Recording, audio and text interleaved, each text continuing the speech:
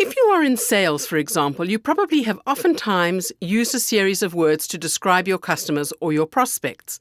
For example, salespeople often look at others and judge them, saying to themselves, "Oh, that person's just a looker." And because they call someone a looker, not a buyer, they treat the person differently. And because they treat the person differently, that person behaves differently, and their behavior becomes reflective of being a looker, not a buyer. Why? Because the salesperson just didn't give the passionate commitment or the energy involved in order to really make that sale. So in just this one example, if you start changing the language that you use to describe your clientele or your prospects, you could perhaps change the reality itself.